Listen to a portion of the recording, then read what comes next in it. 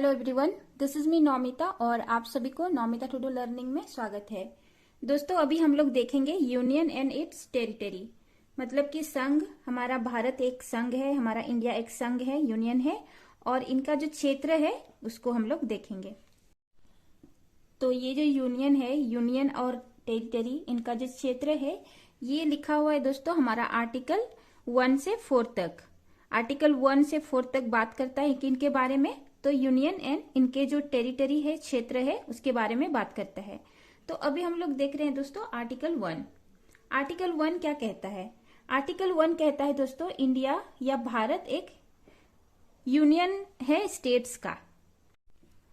Article 1 बताता है कि भारत जो है, इंडिया जो है, कई सारे स्टेट्स द्वारा मिलकर बना हुआ है। और दूसरे नंबर में बताता है दोस्तों आर्टिकल 1 दूसरे नंबर पे बताता है कि कंट्री का नाम क्या है दोस्तों? भारत है, या भारत और इंडिया। हमारा देश का दो नाम है ऑफिशियली, इंडिया और भारत। और तीसरा क्या बात बताता है दोस्तों आर्टिकल 1 बताता है कि इंडिया जो है एक फेडरल स्टेट है। मतलब हमारा जो इंडिया में है कई सारे स्टेट्स द्वारा मिलके बना हुआ है, तो स्टेट के पास अपना अपना इंडिपेंडेंट पावर होता है। इंडिपेंडेंट पावर होने के बाद भी पूरा भारत में जितने भी राज्य हैं वो यूनियन के साथ बहुत स्ट्रांगली जुड़े हुए हैं। यूनियन जो है इसको क्लासिफाई करता है 3 एरिया में। पहला आता है दोस्तों टेरिटरीज ऑफ स्टेट बहुत सारे स्टेट से उनके अलग अलग टेरिटरी है। और दूसरा जो है यूनियन टेरिटरी, जो स्टेट का अपना इंडिपेंडेंट गवर्नमेंट होता है, लेकिन यूनियन टेरिटरी जो है दोस्तों ये यूनियन के अंडर में होता है। लेकिन यूटी यूनियन टेरिटरी जो है किसी किसी के पास अपना इंडिपेंडेंट गवर्नमेंट है, जैसे दिल्ली हुआ। तीसरा नंबर पे है दोस्तों एक्वायर टेरिटरी बाय गवर्नमेंट। हमारा जो इंडियन गवर्नमेंट है किसी भी टाइम किसी क्षेत्र को अपना टेरिटरी में मिला सकते हैं। जैसे एग्जाम्पल के तौर पे अगर हम ले तो 1954 में दमन एंड दीव को इंडिया में ऐड कर दिया गया था। तो 1954 तक किनके अधीन में था दोस्तों? तो पुर्तगीज के अधीन में था।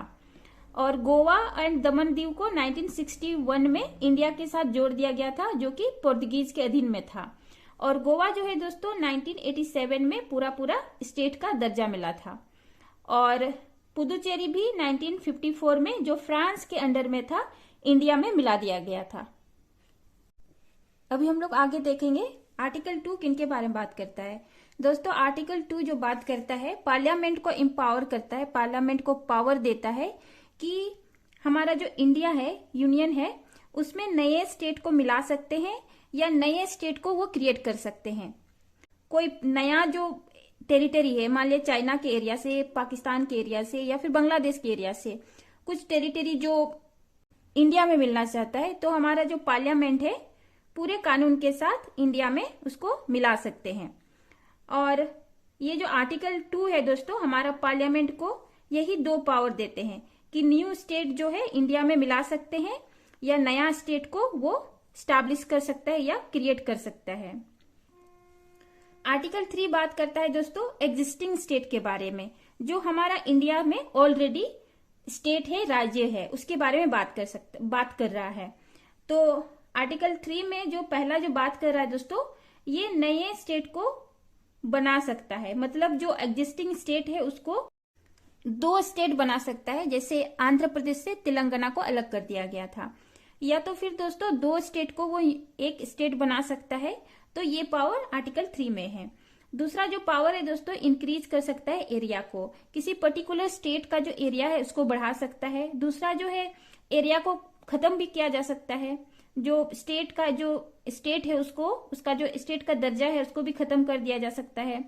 बाउंड्रीज को ऑल्टर किया जा सकता है। जो स्टेट ऑलरेडी है उसका जो बाउंड्री लाइन है उसको बढ़ाया जा सकता है या फिर घटाया जा सकता है। ऑल्टर कर सकता है दोस्तों नाम को। किसी स्टेट का नाम जो है उसको बदल करके उसका दूसरा नाम रखा जा सकता है।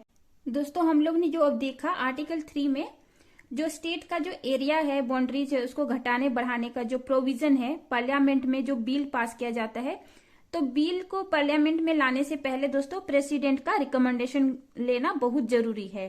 प्रेसिडेंट के रिकमेंडेशन के बाद ही जो बिल है उसको पार्लियामेंट पे प्रेजेंट किया जाता है। और दूसरा जो कंडीशन है दोस्तों, जो प्रेसिडेंट को बिल जब रिकमेंडेशन के लिए दिया जाता है तो प्रेसिडेंट जो है स्टेट लेजिस्लेटिव असेंबली को एक कंसर्न करने के लिए बिल को भेज देते हैं। तो ये जो दो कंडीशन है ये अप्लाई होता है आर्टिकल 3 द्वारा। अभी हम लोग देखेंगे आर्टिकल 4। दोस्तों आर्टिकल 4 में आर्टिकल 4 जो है बात करता है आर्टिकल 2 और आर्टिकल 3 के बारे में। आर्टिकल 2 में बात करता है दोस्तों स्टैब्लिशमेंट ऑफ न्यू स्टेट, जो इंडिया के टेरिटरी से बाहर का स्टेट है उसको इंडिया में मिलाने का जो बात करता है आर्टिकल 2। और आर्टिकल 3 बात करता है दोस्तों एग्जिस्टिंग स्टेट के बारे में, इंडिया में जो ऑलरेडी स्टेट है उसके बारे में बात करता है। तो इन दो आर्टिकल जो है आर्टिकल 2 और 3 जो है ये आर्टिकल 360 के अंडर में नहीं आता है। मतलब बाउंड्री लाइन को घटाना बढ़ाना, नया स्टेट को इंडिया में मिलाना, ये आर्टिकल 368 के अंडर में नहीं आता है। क्यों नहीं आता है दोस्तों? आर्टिकल 368 जो है किसी भी आर्टिकल को अमेंडमेंट करने का बात करता है। आर्टिकल 368 आर्टिकल्स को अमेंडमेंट करने का बात करता है। और आर्टिकल 368 के अंडर में कोई भी आर्टिकल जब अमेंडमेंट होता है तो दोस्तों यहाँ पे स्पेशल मेजोरिटी, जो पार्लियामेंट में स्पेशल मेजोरिटी का होना जरूरी होता है।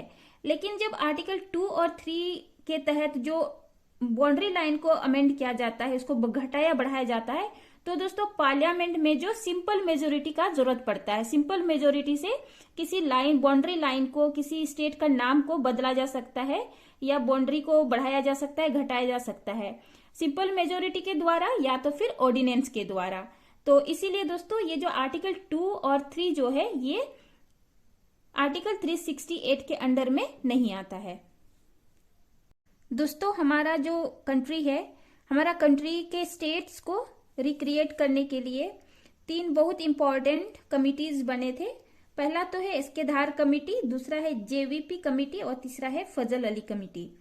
तो ये जो एस के धार कमेटी जो है दोस्तों 1948 में बना था और ये एक लिंग्विस्टिक कमेटी था कि स्टेट को भाषा के आधार पे बनाया जाए। तो ये जो एस के धार कमेटी जो है ये रिकमेंड किया था कि एडमिनिस्ट्रेशन, प्रशासनिक के लिए जो सुविधा हो तो लैंग्वेज के हिसाब से स्टेट बनना चाहिए। इसके बाद दोस्तों एस के धार कमेटी के बाद जेवीपी कमेटी बना था। जेवीपी कमेटी मतलब कि जैसे जवाहरलाल नेहरू, वल्लभ भाई पटेल और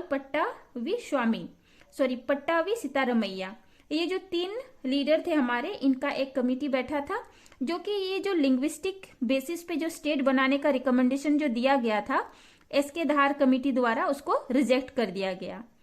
और तीसरा जो कमेटी बना था दोस्तों फजल अली कमीशन, जो 1953 में बना था। ये फजल अली कमीशन जो है बना था दोस्तों स्पेशली आंध्र स्टेट को बनाने के लिए बना था, जो कि आंध्र स्टेट को बनाने के लिए रिकमेंड किया था कि भाषा के हिसाब से आंध्र स्टेट को बनाया जाए। तो यहीं तक था दोस्तों हमारा यूनियन और इसके जो टेरिटरीज है उनके बारे में, और ये जो बात करता है आर्टिकल 1 से 4 के बारे में जो हम लोग ने अभी डिटेल में देखा। आज के लिए इतना ही दोस्तों। अगर आप लोग को वीडियो पसंद आया तो प्लीज लाइक कीजिएगा, कमेंट कीजिएगा, शेयर कीजिएगा। हम लोग फिर मिलेंगे अगले वीडियो में एक नए टॉपिक के साथ। आज के लिए इतना ही। Thanks for watching. जय हिंद।